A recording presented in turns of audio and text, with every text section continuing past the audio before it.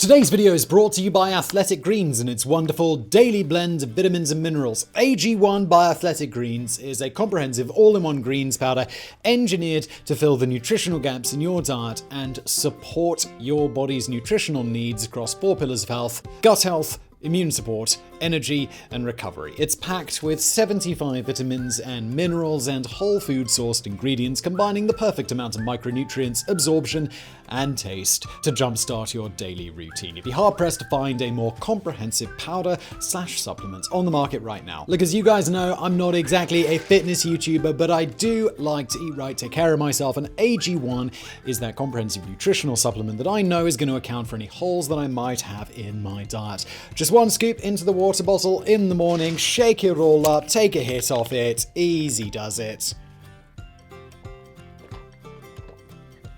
And you know you're good for the day. I have it with my coffee in the morning. I feel it kind of sustains my energy a little bit. Not sure if that's just placebo or either way, it's all rather good for you, isn't it? Plus, AG1 is gluten-free, dairy-free, paleo, vegan, keto, low allergen, and low calorie, less than 1 gram of sugar per serving.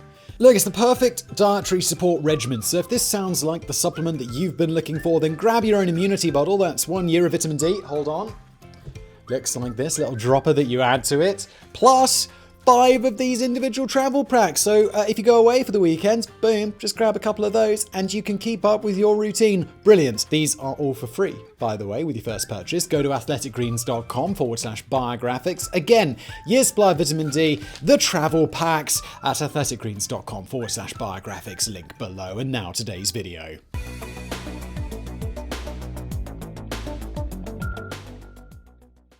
In 1976, a nightmare afflicted Central Africa. From the depths of the lush, humid forests, an invisible killer struck out for civilization. Carried by animals, it passed like a ghost into humans who took it with them back to their families. But this was no evil spirit, no creature of folklore. No, it was something much worse.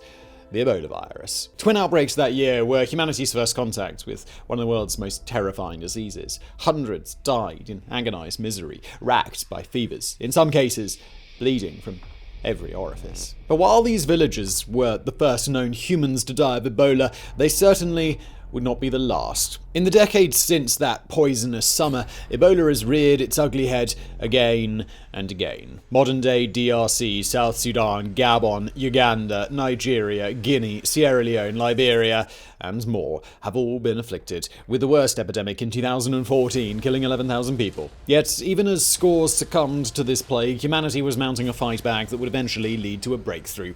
A tale of both horror and hope. This is the story of Ebola, the disease of nightmares.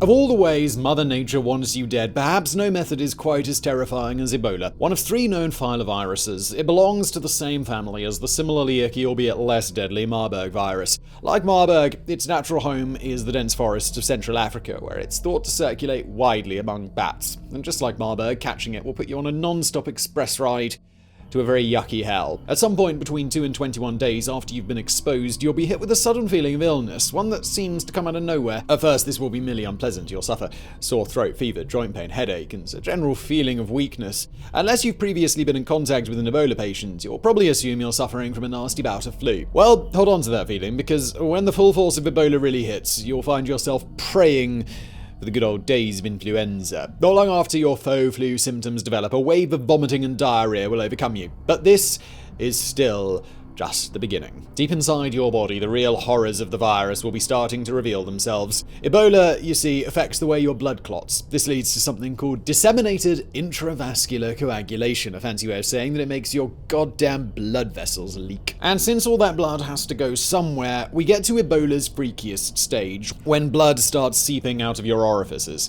Now, this symptom doesn't affect every victim, but it happens often enough that it's seared itself on popular memory, and with good reason. The worst afflicted suffer blood coming from their mouths, ears, eyes, noses, and rectums.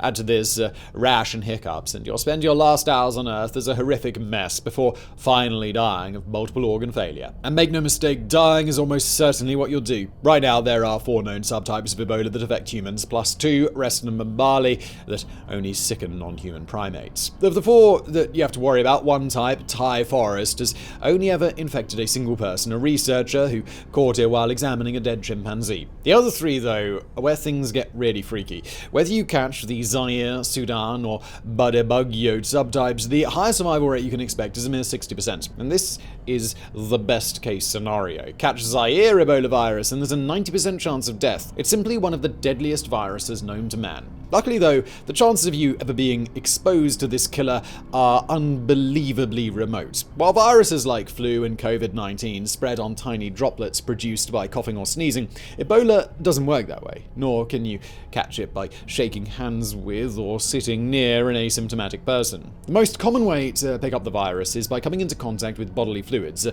serious problem for healthcare workers, but less so for, say, YouTubers. Yay! Other routes of transmission include sharing dirty needles, touching soiled clothing, or traditional funerary rites that involve contact with the body. Oh, and you can also catch it by having unprotected sex with a guy who recovered from Ebola. For some gross reason, the virus remains in men's semen for ages. Still, these relatively difficult routes of transmission mean Ebola rarely crops up outside of remote villages, and since it's a disease of the forest, most epidemics can be traced back to forest workers who come into contact with infected animals or to people who eat contaminated bushmeat. And even if you catch it, it's mostly treatable. Since 2020, the FDA has licensed 2 types of Ebola medicine for the Zaire subtype, cutting the mortality rate by 90%. Yet it wasn't always this way. Just a handful of years ago, Ebola wasn't just a terrifying virus.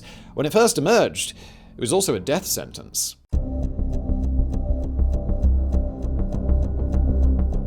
Most scientists today are pretty sure that Ebola existed long before the first documented cases circulating among wild animals in the Congo's impenetrable forests. And there it might have stayed had population growth not led to people slowly encroaching on those same rainforests. The first known human case was a cotton factory storekeeper in what is now South Sudan, a tiny place known as Nazara. On June the 27th, 1976, the man came down with an unknown illness, dying a mere 5 days later. In no time at all, the contagion was sweeping the factory, felling his co-workers before spreading to a nearby hospital. Thought to have been caused by bats roosting in the factory, the outbreak eventually infected 284 people, killing 151. But while this is the earliest known Ebola outbreak on record, it wasn't the one that gave the virus its name. That honor would go to a near-simultaneous epidemic some 700 kilometers away in Yambuku, Zaire, now the Democratic Republic of the Congo. That September, local teacher Mabala Lakila fell ill and died with the virus, eerily similar to the one that had killed so many in Sudan that summer. For those living in Lakila's tight-knit missionary community, his death and its hideous nature were a source of shock. But that shock quickly mutated into sheer terror. Over the coming days, the local hospital was flooded with patients, people paralyzed with pain, people bleeding from their pores. Soon, 318 people were sick, with 280 of them dying. The Catholic mission itself was devastated. In small surrounding villages, the majority of the population was wiped out. Faced with this unknown threat, Zaire's dictator placed the entire region under martial law. It was this chaos that led to the virus being named after a river Mabala Lakila had visited before he became ill. It would only be later that scientists discovered the Ebola River had nothing to do with the illness or why it was spreading so fast. No, it was the mission itself that was infecting so many people. Issued with only 5 syringes a day for 300 patients, the local nuns had taken it upon themselves to start reusing needles that now carry the deadly virus to new victims. Eventually, Congolese doctor Jean-Jacques Muyembe and Belgian microbiologist Peter Piot managed to figure out what was going on and halt the spread, but not before they'd done something groundbreaking. It was from their samples that the new virus was isolated, that the cause of the nightmare illness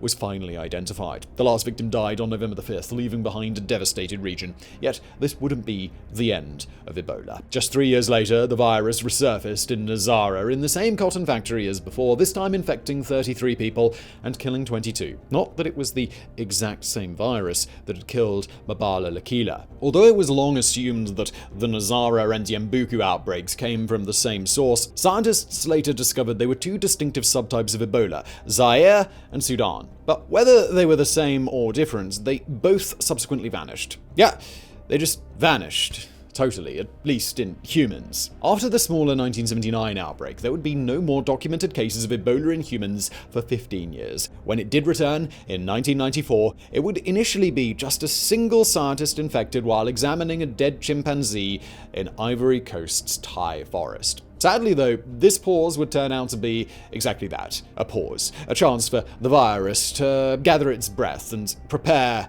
for the next onslaught. Because as you already know, Ebola did not vanish in 1979. Eventually, it would come back, and when it did, it would be deadlier than ever.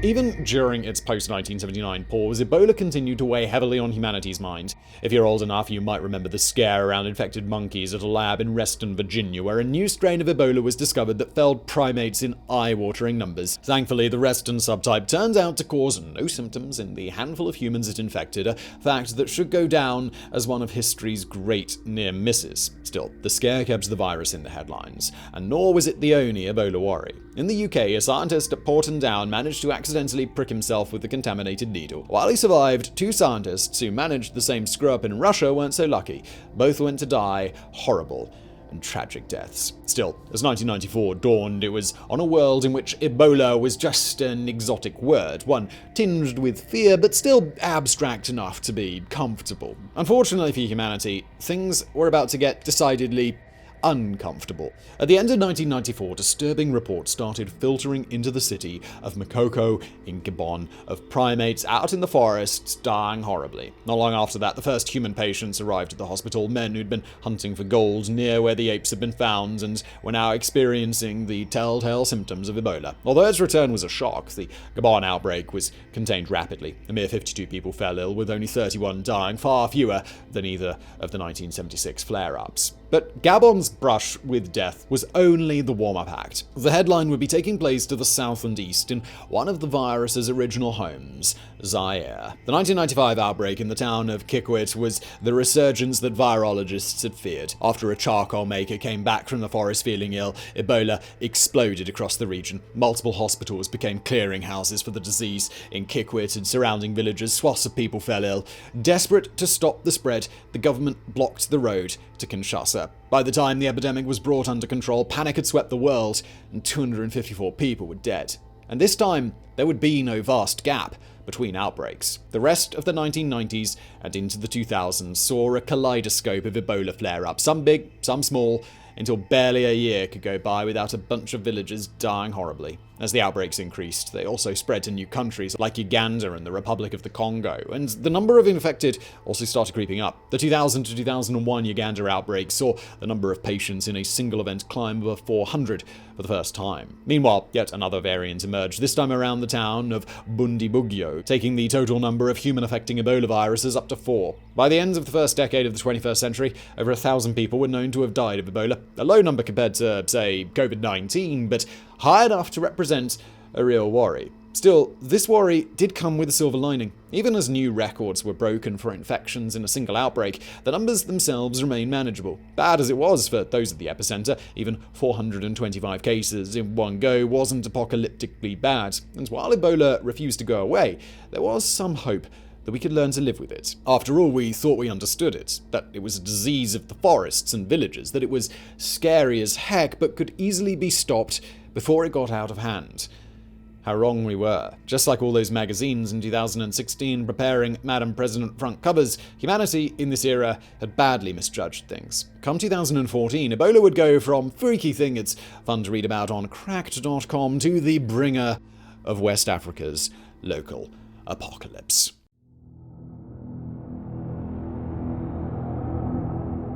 By any yardstick, the death of Emile Ouamono was a gut-wrenching tragedy. Just 2 years old, Emile passed away on December 28, 2013 in Guinea, a country of around 13 million people on the West African coast, many, many kilometers away from Congo's tropical forests. Sad as little Emile's death was, though, it was just a preview of what would soon become one of the biggest tragedies in the region's history. The boy, you see, hadn't just died young, he'd died of Ebola, the first time the disease claimed a life in West Africa.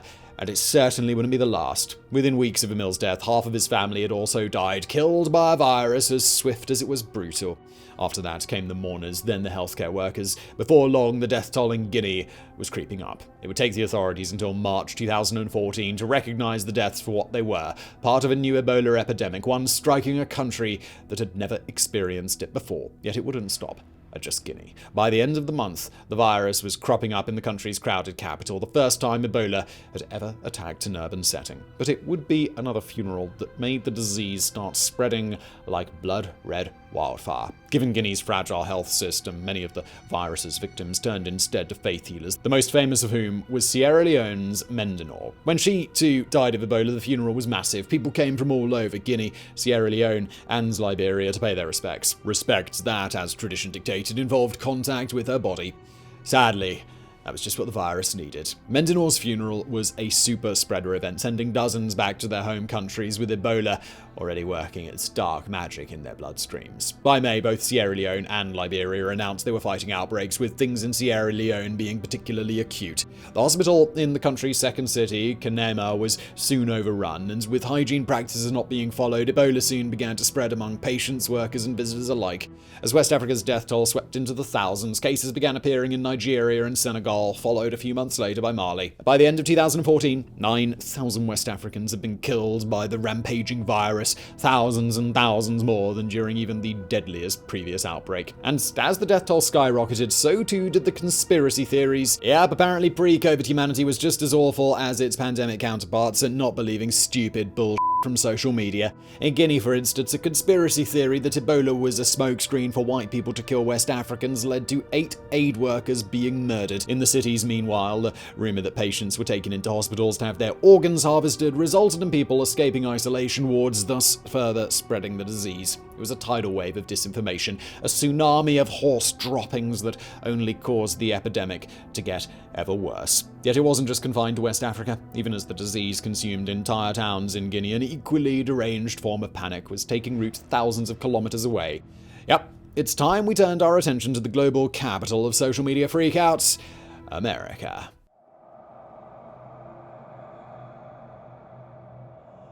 In September 2014, Thomas Eric Duncan stepped off a plane in Texas, unaware of the blind terror he'd soon be trailing in his wake. Duncan, you see, was a Liberian national, and he hadn't stepped off the plane alone. Oh no, inside him was a stowaway, a member of the filovirus family picked up in his home country. And when he finally began showing symptoms, it'd kick off a health scare unseen in America since the 2001 anthrax attacks. The media freakout following the hospitalization and subsequent gruesome death of Duncan was off the charts. Shortly before, British nurse William Pooley had likewise unwittingly brought the virus into Britain, while around the same time another aid worker tested positive in Spain. For a brief period, the news was full of maps and charts showing ominous red dots in places like Texas, New York, and Britain, places where new cases had been confirmed. Millions convinced themselves that it would soon be sweeping across America. Yet, thanks to better funded health systems and different burial traditions, Ebola never took root there. There was no wave in Europe. Beyond the infection of 2 nurses caring for Duncan, there was no community transmission in the US. But that was cold comfort for West Africa. As 2015 began, the virus continued to chart its destructive path. Eventually, 28,000 cases would be confirmed. Yet even as this catastrophe unfolded, another, more hopeful tale was quietly being written. The story of how we at last began to master this awful illness. The search for an Ebola vaccine had begun way back in mid-1980s, fittingly in Marburg, Germany, where one of Ebola's cousins had first been detected in humans. There, Heinz Feldman was working on filoviruses when he learned of an astounding breakthrough. Over in Yale, a scientist named John Jack Rose had figured out how to use a kind of livestock virus known as VSV as a delivery system for vaccines. Intrigued, Feldman began dabbling with VSV himself, seeing if he couldn't get it to carry the Ebola glycoprotein. At this stage, the work was mostly theoretical, yet it clearly stayed with Feldman. In the early 2000s, he ran a test whereby he used VSV to infect a bunch of mice with Ebola's glycoprotein before exposing them and a control group to the virus itself. Unlike their unfortunate counterparts, the VSV-infected rodents all survived. And so began the long and torturous path towards an Ebola vaccine. There was the 2005 study by Tom Gijsbert, which repeated the mice experiments in primates and again revealed that VSV deliveries seemed to offer protection. Then there was the incident in 2009 when a German researcher accidentally pricked himself with an Ebola-affected needle and was quickly given the experimental vaccine as a precaution. Her survival showed that it was safe to use in humans. But the biggest boost came with the 2014 outbreak. Prior to the tragedy in West Africa, no government or pharma company had wanted to finance an Ebola vaccine. The disease just cropped up too rarely and infected too few people to make it profitable. But as the world watched the carnage unfolding in Guinea, Sierra Leone, and Liberia, that calculation changed. At the end of 2014, the company Merck finally agreed to run a trial, and that was how teams from Médecins Sans Frontières came to be on the grounds in Guinea in early 2015, offering the experimental vaccine to anyone who needed it. To be clear, by this time, the epidemic was already winding down. Improved sanitation and a widespread understanding that traditional burials were contributing to the virus's spread had slowed its pace. There's no suggesting the vaccine ended the outbreak. What it did do, though, was provide solid proof in a real-world setting that the damn thing really worked. In July 2015, respected journal The Lancet published the study's findings, taking humankind one giant step closer to a world without Ebola. But while this was truly an incredible breakthrough, it came too late for many in West Africa. As the epidemic receded, it left behind the sort of death toll usually reserved for a war. Over 11,000 people had died, while many of the 17,000 survivors were left suffering a myriad of complications which today we might call long Ebola. In short, it had been a catastrophe, a humanitarian disaster on a grand and depressing scale. It was also, thankfully, perhaps the last major Ebola epidemic the world will ever face. With the vaccine now proven to be both safe and effective, the path has been laid for a rapid response to further outbreaks. When the virus reared its head again just 4 years later in DRC, teams were on the ground armed with shots within just 8 days. Over 250,000 people were vaccinated. And while over 2,000 people still died, the virus stalled out with far fewer fatalities than in 2014. Nor was the vaccine the only leap forward. In 2019, a similar real-world study was conducted with experimental treatments using monoclonal antibodies during an outbreak of Zaire Ebola virus. Astonishingly, researchers showed they raised survival rates to a staggering 90%. By the end of 2020, the FDA had finally approved 2 Ebola treatments and 1 vaccine, with a separate vaccine targeting the Sudan subtype already under development in England. And that's where things regarding Ebola stand today, on the threshold of perhaps a grey new era, one in which this disease of nightmares will soon be reduced to a treatable, if unpleasant, illness. It's a change that can't come soon enough. Since it first reared its ugly head in 1976, Ebola has been responsible for tens of thousands of deaths, nearly all of them on the African continent. In this, it has been helped by autocratic leaders and corrupt governments, the kinds that pour so little money into healthcare that overcrowded hospitals become places that spread the disease rather than contain it. And honestly, this might be Ebola's real tragedy. Since the late 1970s, we've known that the best way to stop Ebola is simple: using gloves, isolating patients, and giving healthcare workers proper protective equipment. Yet thanks to poverty and neglect, it's been able to crop up time and time again to kill those already living on the margins. The fight humanity has waged against Ebola might be one we're on the verge of winning, but until we tackle the root causes, the factors that drove it to become so deadly in 2014 will sadly remain in place, ready and waiting for the next nightmare virus to arise.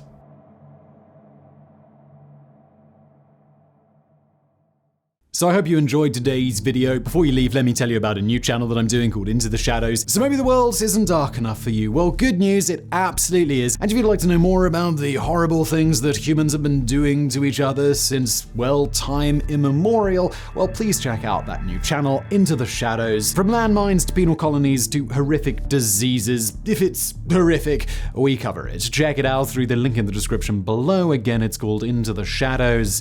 And thank you for watching.